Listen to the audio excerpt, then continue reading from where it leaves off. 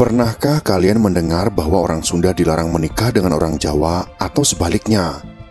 Ternyata hal itu hingga kini masih dipercaya oleh sebagian masyarakat kita.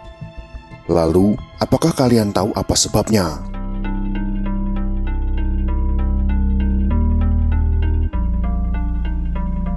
Mitos tersebut hingga kini masih dipegang teguh beberapa gelintir orang.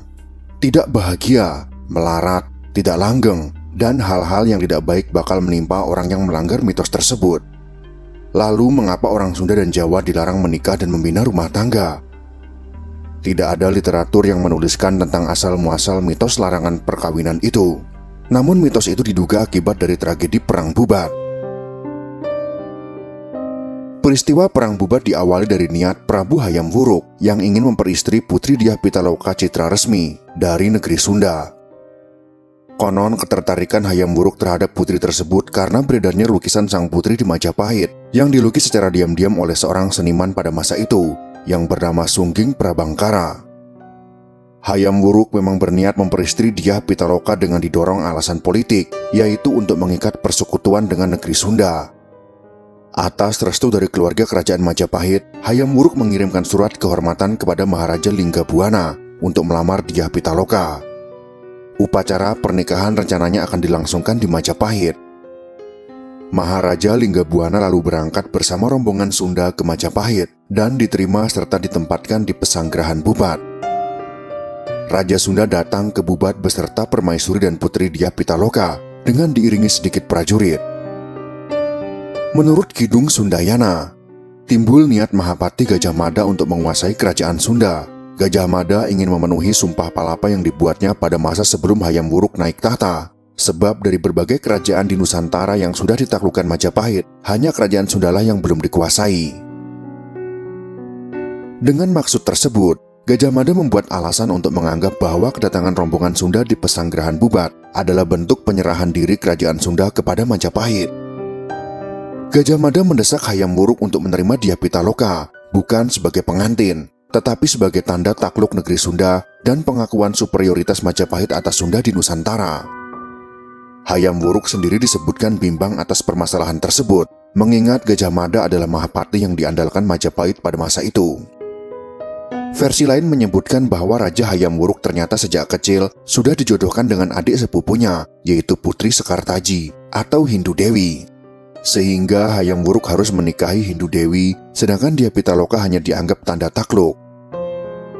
Sejarawan sekaligus arkeolog Universitas Indonesia, yaitu Agus Aris Munandar, dalam seminar Borobudur Writers and Culture Festival 2012 bertemakan kontroversi Gajah Mada dalam perspektif fiksi dan sejarah di Manohara Hotel, Kompleks Taman Wisata Candi Borobudur, Magelang, Jawa Tengah.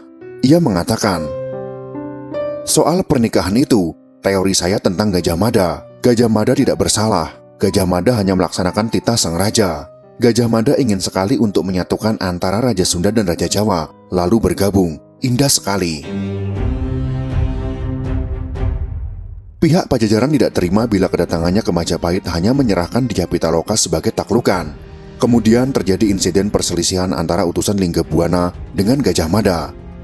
Perselisihan ini diakhiri dengan dimaki-makinya Gajah Mada oleh utusan negeri Sunda yang terkejut bahwa kedatangan mereka hanya untuk memberikan tanda takluk dan mengakui superioritas Majapahit, bukan karena undangan sebelumnya. Namun Gajah Mada tetap dalam posisi semula. Belum lama lagi Hayam Wuruk memberikan putusannya. Gajah Mada sudah mengerahkan pasukan Bayangkara ke Pesanggerahan Bubat dan mengancam Linggabuana untuk mengakui superioritas Majapahit. Demi mempertahankan kehormatan sebagai kesatria Sunda, Linggabuana menolak tekanan itu. Terjadilah peperangan yang tidak seimbang antara Gajah Mada dengan pasukannya yang berjumlah besar, melawan Linggabuana dengan pasukan pengawal kerajaan yang berjumlah kecil, serta para pejabat dan menteri kerajaan yang ikut dalam kunjungan itu. Peristiwa itu berakhir dengan gugurnya Raja Linggabuana, para menteri, pejabat kerajaan beserta segenap keluarga kerajaan Sunda di Pesanggerahan Bubat. Tradisi menyebutkan, sang putri Dyah Pitaloka dengan hati berduka melakukan bela pati atau bunuh diri untuk membela kehormatan bangsa dan negaranya. Menurut tata perilaku dan nilai-nilai kasta ksatria, tindakan bunuh diri ritual dilakukan oleh para perempuan kasta tersebut jika kaum laki-lakinya telah gugur. Perbuatan itu diharapkan dapat membela harga diri sekaligus untuk melindungi kesucian mereka, yaitu menghadapi kemungkinan dipermalukan karena pemerkosaan, penganiayaan, atau diperbudak. Hayam Wuruk pun kemudian meratapi kematian di Pitaloka. Akibat peristiwa bubat ini, bahwa hubungan Hayam Wuruk dengan Gajah Mada menjadi renggang. Gajah Mada sendiri menghadapi tentangan, kecurigaan, dan kecaman dari pihak pejabat dan bangsawan Majapahit karena tindakannya dianggap ceroboh dan gegabah. Mahapati Gajah Mada dianggap terlalu berani dan lancang dengan tidak mengindahkan keinginan dan perasaan sang mahkota, Raja Hayam Wuruk sendiri. Tragedi Perang Bubat juga merusak hubungan kenegaraan antara Majapahit dan Pajajaran atau Sunda dan terus berlangsung hingga bertahun-tahun kemudian. Hubungan Sunda-Majapahit tidak pernah pulih seperti sedia kala. Pangeran Niskalawastu Kencana, yaitu adik dari Putri Dyah Pitaloka, yang tetap tinggal di Istana Kawali dan tidak ikut ke Majapahit mengiringi keluarganya, karena saat itu masih terlalu kecil dan menjadi satu-satunya keturunan raja yang masih hidup, dan kemudian akan naik tahta menjadi Prabu Niskalawastu Kencana. Kebijakan Prabu Niskalawastu Kencana antara lain memutuskan hubungan diplomatik dengan Majapahit dan menerapkan isolasi terbatas dalam hubungan kenegaraan antar kedua kerajaan.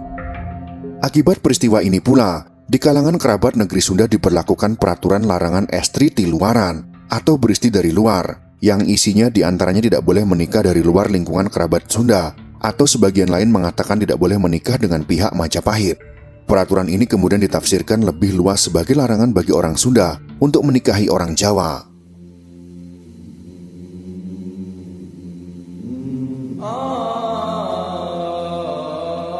Tindakan keberanian dan keperwiraan Raja Sunda dan Putri Dyah Pitaloka untuk melakukan tindakan bela pati atau berani mati dihormati dan dimuliakan oleh rakyat Sunda dan dianggap sebagai teladan. Raja Linggabuana dijuluki dengan Prabu Wangi. Dalam bahasa Sunda artinya raja yang harum namanya karena kepahlawanannya membela harga diri negara. Keturunannya yaitu raja-raja Sunda kemudian dijuluki Siliwangi yang berasal dari kata Siliwangi yang berarti pengganti, pewaris, atau penerus Prabu Wangi. Beberapa reaksi tersebut mencerminkan kekecewaan dan kemarahan masyarakat Sunda kepada Majapahit, sebuah sentimen yang kemudian berkembang menjadi semacam rasa persaingan dan permusuhan antara suku Sunda dan Jawa yang dalam beberapa hal masih tersisa hingga saat ini. Antara lain tidak seperti kota-kota lain di Indonesia, di kota Bandung, ibu kota Jawa Barat sekaligus pusat budaya Sunda, tidak ditemukan jalan bernama Gajah Mada atau Majapahit.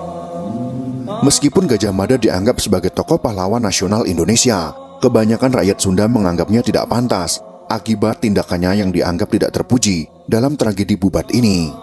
Kisah itu kemudian dipercaya turun-temurun dan menjadi penyebab memburuknya hubungan antara suku Jawa dan suku Sunda. Meski tidak sedikit yang menganggapnya hanya mitos atau cerita yang tidak sesuai dengan fakta, cerita ini dipercaya sebagai awal mula larangan menikah antara suku Jawa dan suku Sunda.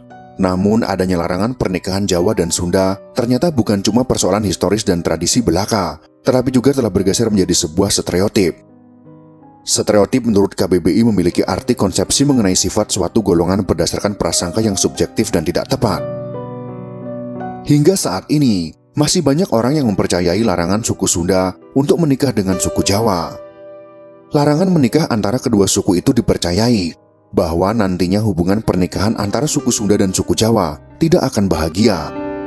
Di beberapa kalangan masyarakat, larangan menikah antara suku Sunda dengan suku Jawa masih sangatlah kental, bahkan menjadi sesuatu yang tabu. Tidak jarang beberapa pasangan dengan terpaksa harus membatalkan pernikahannya hanya karena tetua atau sesepuh dalam keluarga tidak bisa merestui hubungan antara suku Sunda dengan suku Jawa tersebut.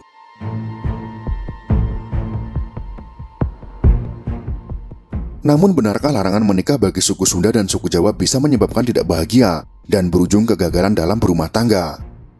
Konon jika ada dua orang antara suku Sunda dengan suku Jawa menikah, kehidupan mereka tidak akan bahagia dan sering diterpa masalah dan akhirnya berujung kegagalan dalam berumah tangga. Larangan menikah suku Sunda dan suku Jawa masih banyak diperbincangkan dan dipercayai, namun hal itu hanyalah mitos semata. Apalagi kini juga banyak pasangan dari suku Jawa dan suku Sunda yang tetap bisa hidup bahagia dan langgeng. Buktinya silahkan lihat sekeliling kita, masih ada pernikahan antara orang Jawa dan orang Sunda. Asalkan sama-sama saling cinta, mengapa harus berpisah? menikah, dan berumah tangga, membangun keluarga dan saling menjaga. Semoga materi video kali ini bisa memberikan manfaat untuk kita semua. Jika kalian suka dengan video ini, silakan berikan jempol ke atas. Dan jika kalian menganggap video ini bermanfaat, maka bagikanlah untuk teman-teman Anda yang lain. Terima kasih sudah menonton.